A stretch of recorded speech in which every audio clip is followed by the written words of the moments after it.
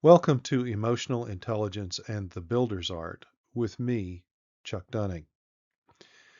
This presentation, while tailored for a Masonic audience, is based on one that I previously did in my career in mental health and higher education, specifically speaking with students in psychology and counseling classes, both undergraduate and graduate, about emotional intelligence. This is something that I was at one time certified in before I retired, and it's a topic that I find of significant interest to Freemasonry, and we'll try to make that clear as we move forward. This is not going to be a video essay, but rather I'll be talking to you extemporaneously as I go through the slides. Now, if we're going to be talking about emotional intelligence, then we need to clarify what we mean here. And let's speak first about intelligence. What is intelligence in this approach that we're taking here, which is based on science? And intelligence in this context is the ability to recognize, understand, make use of, and manage information in some form. And so that begs the question then, what are emotions? Are emotions a form of information, or do they provide information? The word emotion actually helps us answer this question. Emotion. So what we're talking about are forces within us that move us in some way, that stir us into thinking and acting in different ways. And one of the things that we know from physics is that all energy carries information. And we'll try to make that more clear as we move forward, the kind of information that's provided to us by the energy of emotion and how we can recognize it, understand it, make use of it, and manage it well.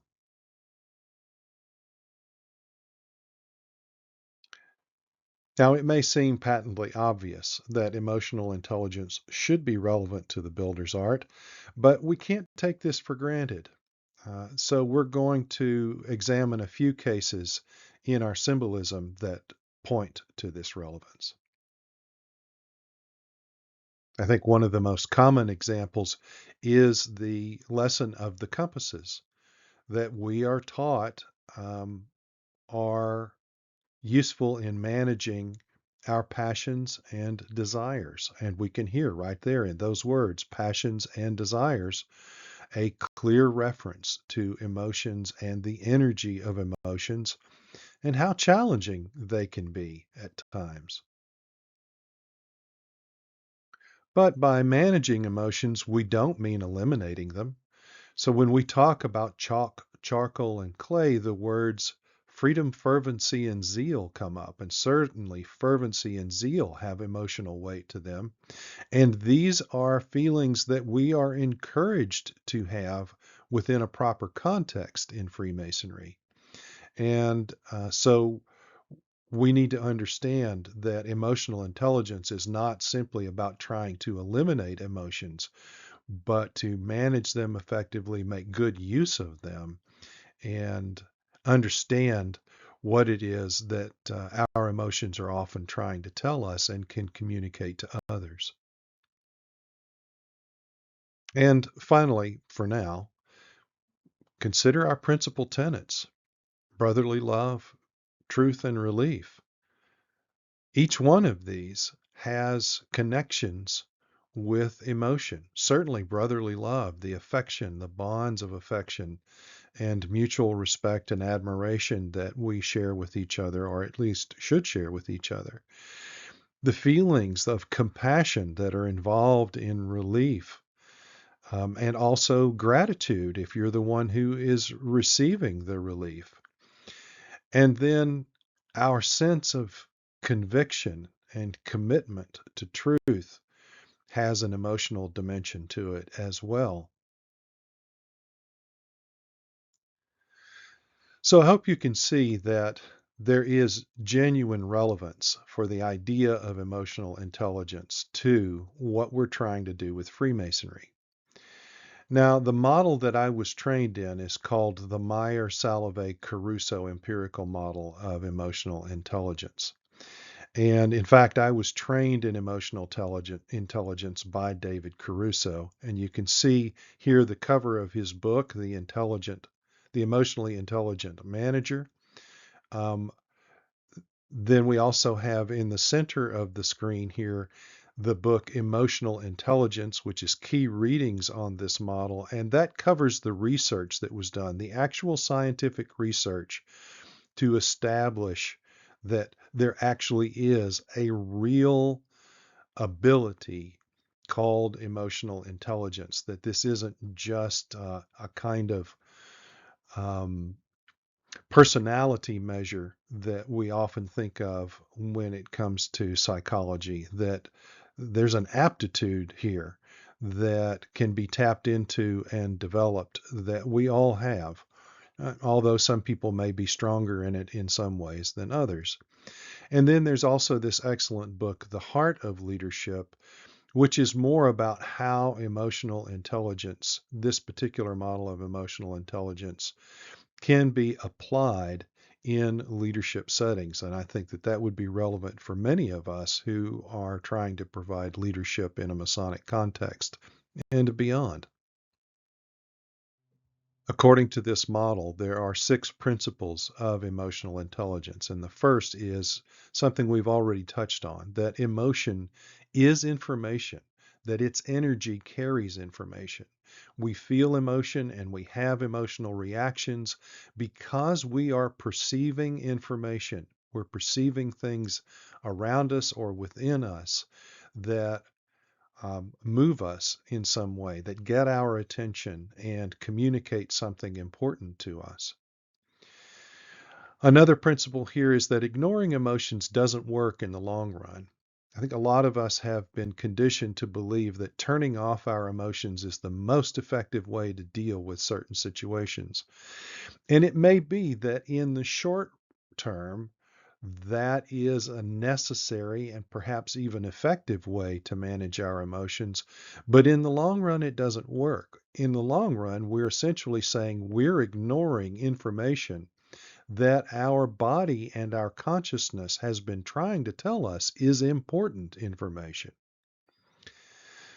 Third, we don't hide emotions as well as we think. So even when we're trying to turn off our emotions, or at least trying to turn off how we broadcast our emotions, we're still going to be giving subtle clues to those energies that are moving within us. And we have a natural ability to perceive those clues in other people. And of course, some people are more talented at that than others, but the fact that it exists means that it's something that we can tap into and develop. Fourth, good decisions must incorporate emotions, and that has to do with the completeness of information. Good decisions should take into account all the available information about whatever the decisions are relevant to. And so if we ignore the information that emotions are providing us, then we're only operating with part of the picture. If we can pay attention to those emotions and do that well, interpret them well, and then use that information wisely, then we're going to make better decisions.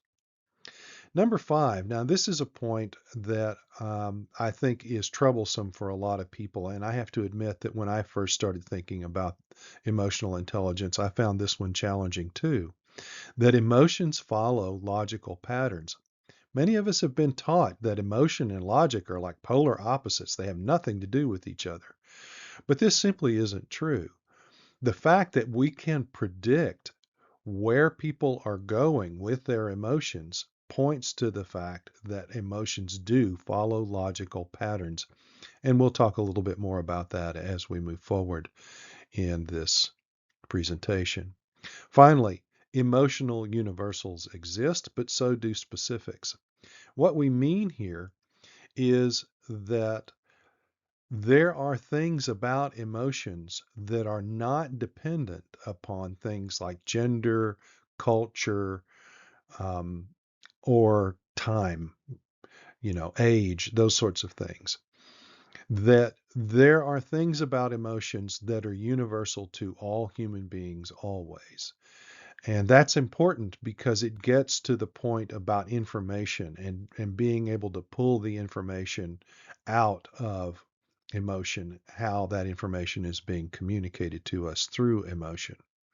But there are also specifics with emotions, and there are things about emotions that vary from one individual to the next. And so taking that into consideration is also an important part of being able to decipher what's happening in the emotional realm in any given situation and then be able to respond accordingly. So, this is just a reiteration of the four abilities of emotional intelligence that we've already touched on and that we're going to be examining in greater depth. First, there's perceiving emotions and then understanding them, managing emotions, and using them. And there is a difference between managing and using, and we'll dig into that a little bit more.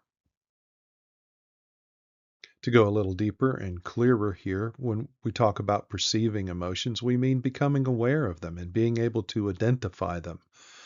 Um, we do that by detecting and deciphering what we see in the facial expressions of others through pictures and voices and different cultural artifacts.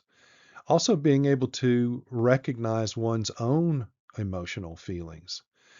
And if we don't have this part of emotional intelligence operating, then it's going to be difficult for us to do any of the others. So once we've perceived emotion, then we need to understand what it is that we're perceiving. That's the understanding emotions, the ability there highlighted at the bottom. What those emotions mean, and then being able to anticipate the possibilities that those emotions speak of. We're trying to actually comprehend the language of emotion and appreciate the complicated relationships that exist between one emotion and others. This includes being sensitive to different variations between emotions, how they feel differently, how they stir us and move us differently, and how we communicate them differently. That's recognizing and describing also how emotions evolve over time. And that's that logic that we were speaking of earlier. That's part of the logic of emotions. In terms of managing emotions, what we mean is, first of all, staying open to them. We can't manage them if we try to shut them off or somehow close our mind to them. We have to be able to integrate emotion effectively with thinking, not allowing emotions to overwhelm our thinking, but to integrate them together. That way we can learn from them. Even the negative ones, the ones we would rather not feel, carry important information for us to make use of. And so we need to manage those feelings very well. And of course, those unpleasant emotions are also often the ones that we find most threatening and dangerous. And so, of course, we can see why managing them is particularly important. Managing emotions helps us achieve the goals that we want to achieve in life. And so, if you just think about all those virtues that we're trying to achieve in Freemasonry, they all speak directly to the importance of managing our emotions in one way or another. And finally, the fourth ability, using emotions. That is recognizing that emotions can actually be helpful to us in accomplishing certain things, that we can use emotions effectively to make things happen in the world. You can see the language that we're talking about here is like harnessing that energy to facilitate activities such as certain kinds of thinking and problem solving, but also specific kinds of behaviors. There are two big, broad questions that are important for us to keep in mind as we try to go through all of these abilities, as we try to develop our abilities. And the first is, how might cultural factors such as gender norms affect these abilities? We're all enculturated in one way or another to have certain attitudes about emotions and to believe that it is right or wrong to deal with emotions in various ways. And so we should be aware of that, how it affects us personally, but then also how it affects others. There's a lot of work to do there for each of us. And then the other question is, what about physiological and psychological factors like sleep, stress, etc.? Illness would be another one. Those also have an impact on our ability to perceive, understand, manage, and use emotion, and they can vary significantly from one moment to another. Cultural factors tend to be more consistent over time, but physiological and psychological factors can vary significantly just within a matter of minutes or even hours or days.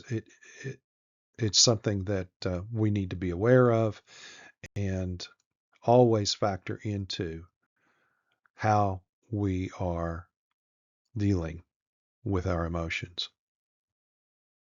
All right, so now we're going to focus more specifically on perceiving emotions and what the science tells us about that. Now, here's a panel of different facial expressions that's actually used in an abilities test to determine how people identify emotions, how well different individuals may identify emotions. This is part of an actual aptitude that we all have with emotions. So just take a look at these. What expressions do we have here, and what emotions are they communicating to you? If you could try to put a name on each one of them, just take a look at each one of those. You might want to look at the eyes, look at the mouth, look at what's happening with the eyebrows, the forehead, and the cheeks. There are all kinds of clues there. See what names you would give to each of those seven, and I'll give you just a moment to do that.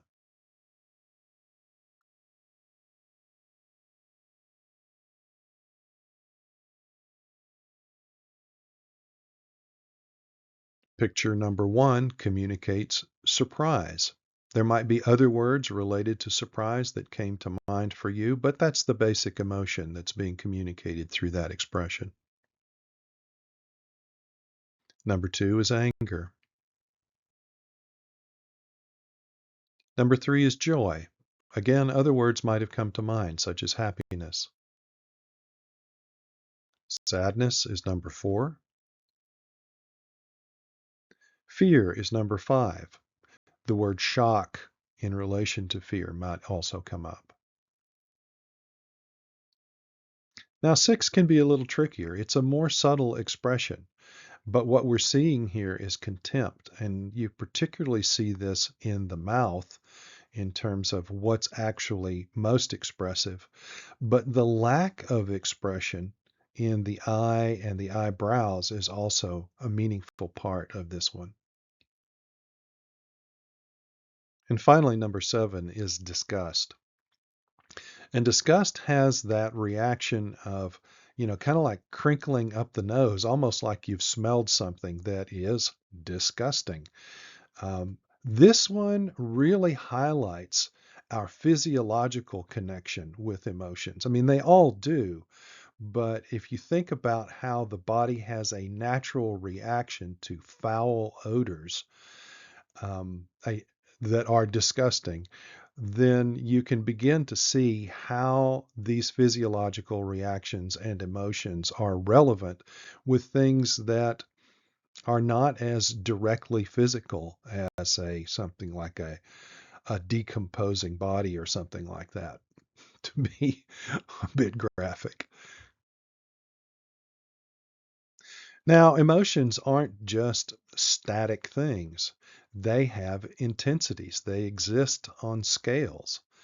And so, what you might do here, this is from another emotional aptitude test, is look at these different pictures, be able to name not only the emotion, but the intensity of the emotion that's being displayed. I'll give you a moment to look across there and see what comes to you.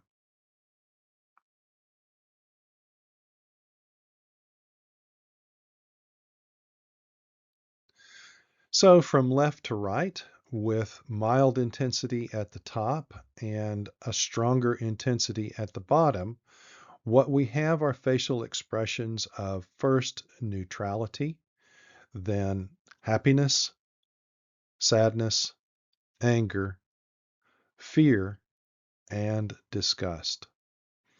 And so it's important to understand, once again, that emotions aren't just either on or off, that they have levels of intensity or volume, if you will, and we can perceive those differences. And perceiving those differences is useful information for us. So it's important for us to try to develop and hone that ability in our effort to become more emotionally intelligent or to maximize our emotional intelligence. One of the things that's important about that is being able to use emotional vocabulary, that there is value in emotional vocabulary, just as people who have refined their palate can more precisely describe the flavors that they are tasting with a food or a beverage. We can do the same thing with emotions. And that helps us determine an appropriate way of gauging and responding to the emotional energy that's present. So, one of the things that I would encourage you to do is as you scan across these expressions, think about other words, um, maybe non verbal things that you would see in body language, or even different sounds that a person might make that aren't actually words when they're feeling these different emotions.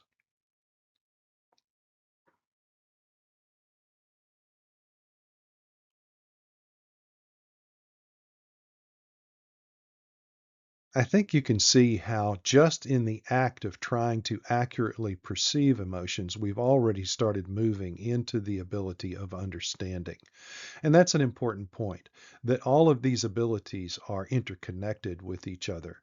Each one enhances the other in some ways and is dependent on others in some ways. So now we're going to examine the understanding of emotions more specifically. There are lots of different models out there providing definitions of emotions and helping to map emotions. Um, and they all offer some differences that are probably useful. I think this one is one of the best, if not the best, starting place that I know of, and it's Plutchik's multidimensional model of emotions. And we're going to be examining it more closely. So if you look at the center of this wheel or a flower, or if it is folded down together into that cone that you see there in the upper left of the image, um, the top of the cone or the center of the flower or wheel shows 8 primary emotions. And the effort was made here to cluster those emotions in terms of similarity to each other. So, for example, on the left, you see rage in red, and on either side of it are vigilance and loathing. And so you can kind of see some of the energetic qualities of rage that we might also find in loathing or in vigilance. And then directly across from rage, we find terror.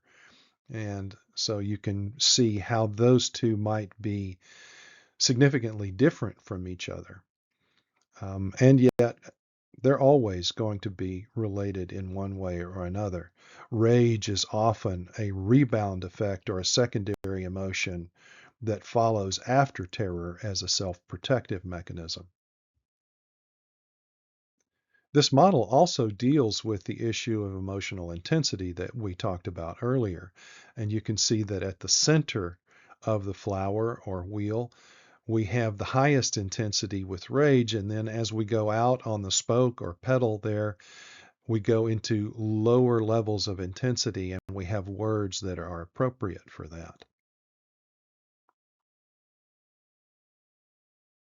This model also recognizes that there are complex emotions, emotions that actually involve the blending of more primary emotions. And the example shown here, highlighted here, is contempt, where the various intensities of rage, anger, and annoyance are related and interconnected with those of loathing, disgust, and boredom um, to compose the complex emotion of contempt. We find that in other ways in this model. And on that note, one of the things that I will just point out is it's important to exercise our critical thinking here. No emotional model is perfect. And as an example, one of the things that I'm kind of critical of in this particular model is if you look up there at the top right of the flower, you see the word love as a complex emotion between ecstasy and admiration, joy and trust, serenity and acceptance. I actually don't think it's appropriate to use the word love there. I think I would use the word affection instead. For me, love transcends all of these emotions, involves all of these emotions, subsumes all of these emotions. I think love is too big of a concept and too big of an experience to put in that narrow confine. So, just a case in point for how I think it's important for us to, in our practice of trying to be emotionally intelligent, exercise some critical thinking about the emotional models that we're using. And that naturally leads us right into the topic of managing emotions and managing the energies of emotions, both the information and the energies. In order to do that, we have to stay open to emotions. We have to allow ourselves to both perceive and process emotional information and energy. And something that can be helpful for that is recognizing that all emotions, even the ones that we don't like, have healthy purposes and can motivate helpful behaviors if we're managing them well. So just consider some of these emotions that can be important to us: fear, anger, sadness, disgust, interest, surprise, acceptance, joy. All of the emotions that we're talking about here have positive potentials. We often, too often, I think of fear, anger, sadness, and disgust as things we just shouldn't feel, and so let's get past them as quickly as possible and even deny and ignore them, neglect them. But that's not healthy. I mean, think about what fear is trying to communicate to us. Fear is about perceiving some sort of a threat. And anger is about the energy rising to respond in some way to that threat to protect ourselves or others from the perceived threat. Sadness communicates loss or the potential of loss and the importance of whatever it is that we have lost. That can be very useful information. And then disgust, if you'll remember, we talked about earlier, disgust also kind of has a threat quality to it. Things that we recognize are not good for us in some way or another.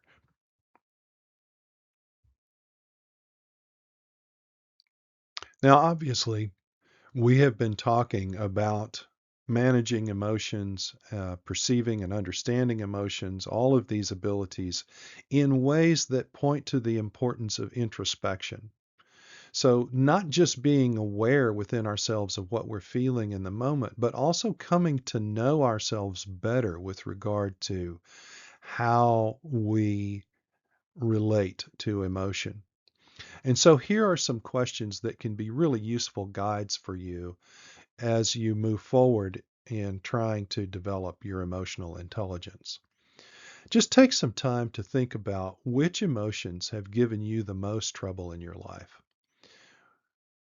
What kinds of things have stimulated those feelings for you? Try to come up with specific examples, not just generalized, but think about precise moments in your life that you can clearly recall having trouble with emotions, what was going on, and how those troubles manifested, what they led to, what caused them. What are the cues that let you know those feelings are rising? So we talked about the relationship between our bodies and emotions, how the energy of emotions affect us physically. So give some thought to that.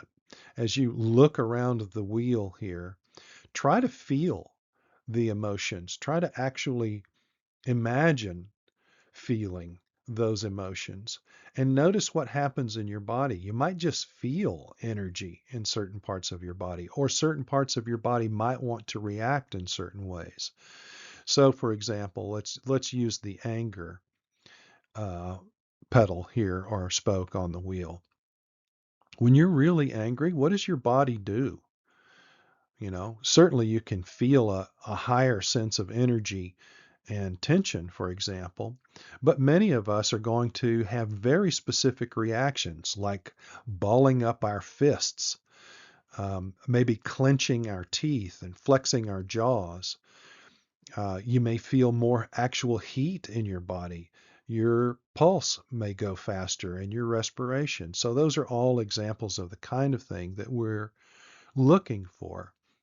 All of these specific physiological responses that are associated with different emotions. There's a lot of journaling you can do here too, and I would highly recommend that you do so. Okay, so continuing with these questions for introspection, what have been your most common responses to your feelings?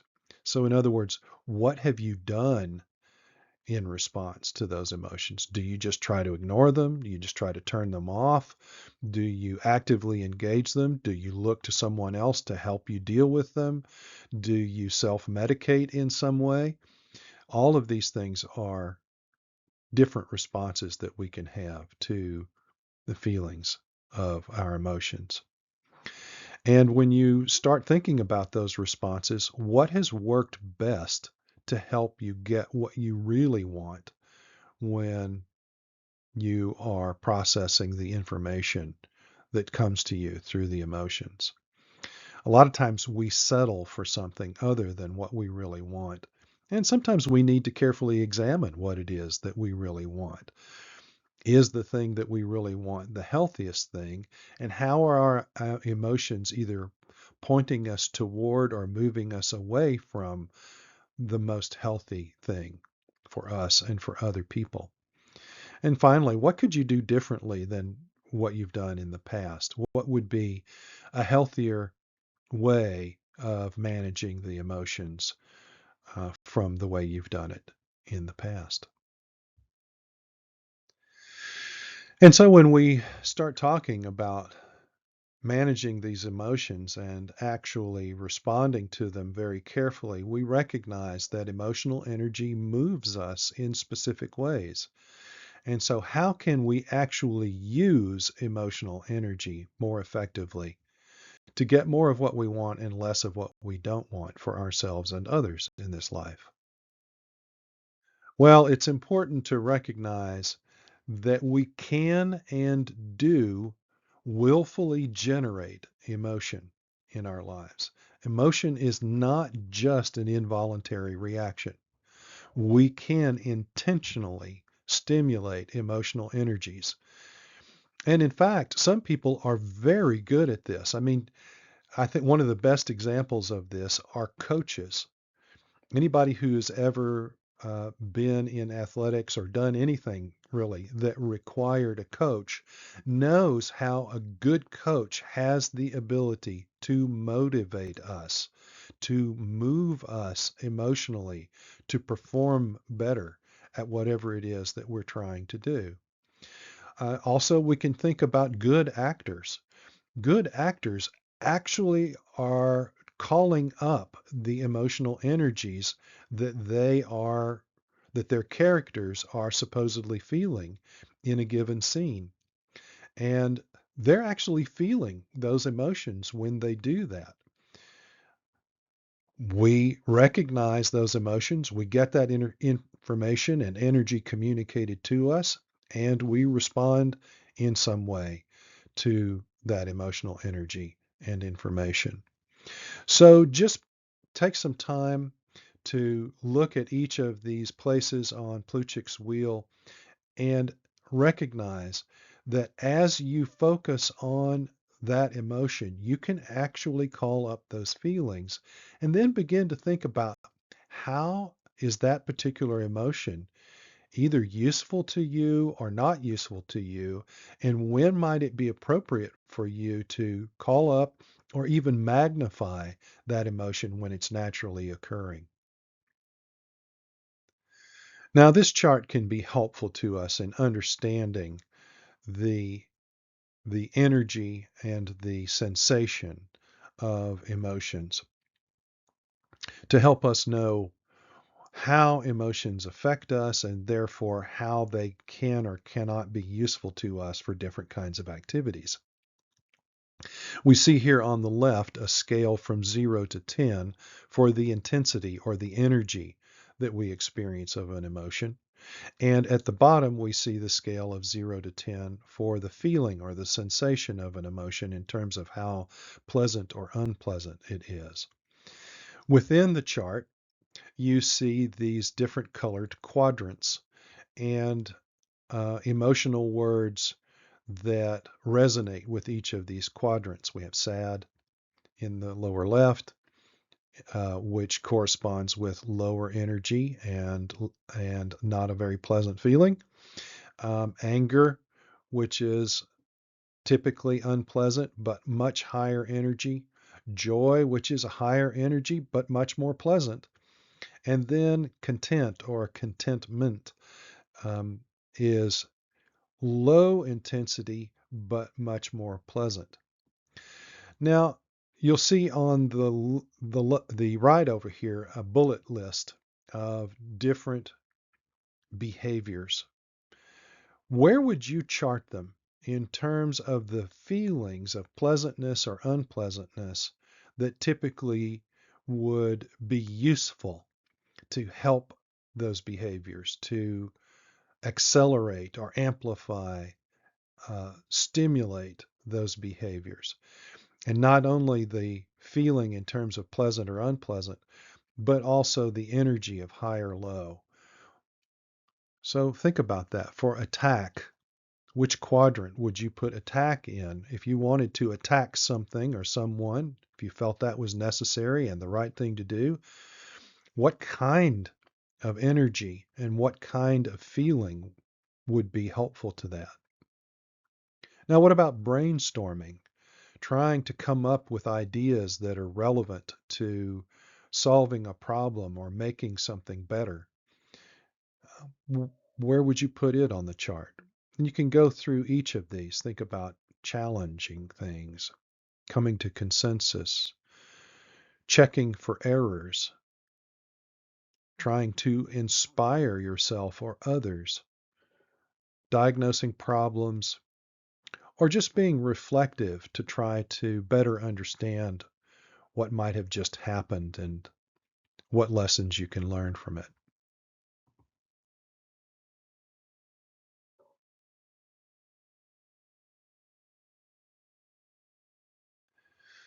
We can see here how the research that has been done on these things generally coordinates these different behaviors with high or low energy and pleasant or unpleasant feelings.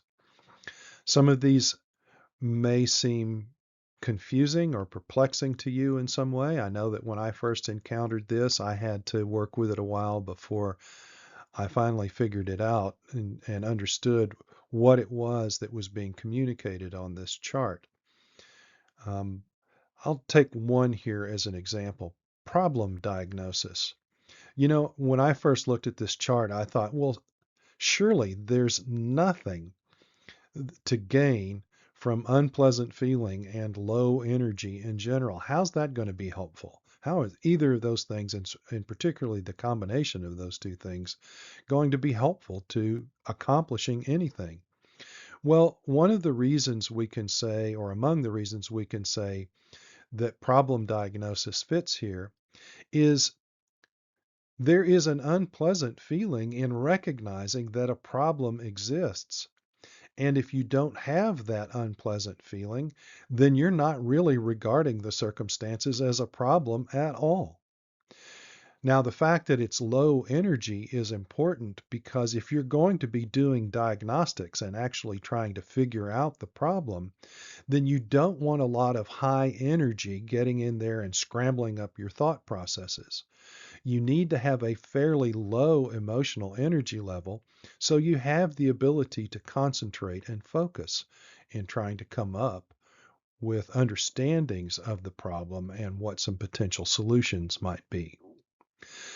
So if you look around this chart and see how the different words or behavioral words are placed, you can do the same kind of processing to figure out why research has found these correlations.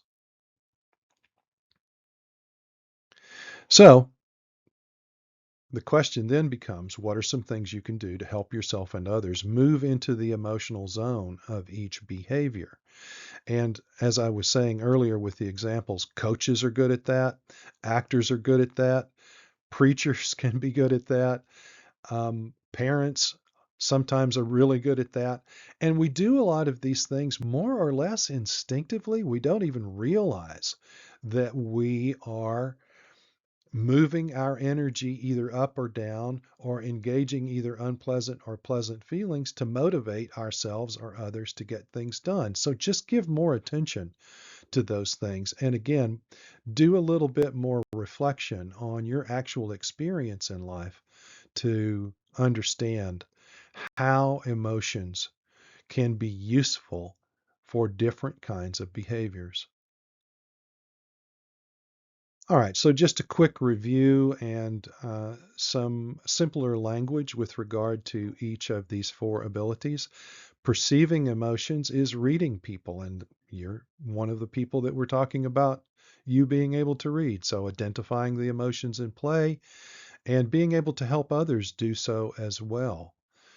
Um, Then understanding emotions, remembering that there's a logic to emotions, being able to forecast the emotional weather, understanding how feelings are affecting things now and how things might change in response to those emotional feelings. Being able to do things with feeling, integrating the data of feelings into the decisions that we make and the actions that we take. And then the idea of using emotions is encapsulated in this phrase, get in the mood, generate the feelings that are appropriate, and use that energy in ways that can get you more of what you want and less of what you don't. Okay, we're going to wrap up here with some questions that can be useful to you in developing and applying your emotional abilities. And we'll begin with how can emotional intelligence help you be a better Mason? So, what I recommend here is that you take some time to think about all of the lessons that Masonry has provided to you and the symbols, the working tools, the virtues, the stories that we engage, like the story of Hiram Abiff, our aprons, everything. Think about how each has relevance to our emotions, to our perceiving of emotions, our understanding of them, our managing them, and our using them in ways that are healthier and lead us to get us more of what we want and don't want for ourselves and others. How can you maximize the abilities in which you believe you are naturally strongest? There may be aspects of those four abilities or even particular emotions that you seem to just naturally be better at. So how can you take advantage of those strengths of yours? And what are some things that you naturally do with those abilities? So pay attention to how your emotional abilities actually enhance your life in some ways. That can provide motivation for making even better use of your emotions and how you manage them. But also, what are some things you could do differently? It's important to maximize what we're naturally strongest at, but where is there room for improvement and growth in things that we may have neglected or that we might struggle with? And overall, how can you develop the whole set of abilities that go with emotional intelligence, perceiving, understanding, managing, and using emotions? Are there particular abilities there, maybe one or two, that you see the greatest potential for growth with? It's important to recognize and remember that they are all interconnected with each other. And and so if you ignore one or more of those abilities, then the others are going to be at a deficit to some degree.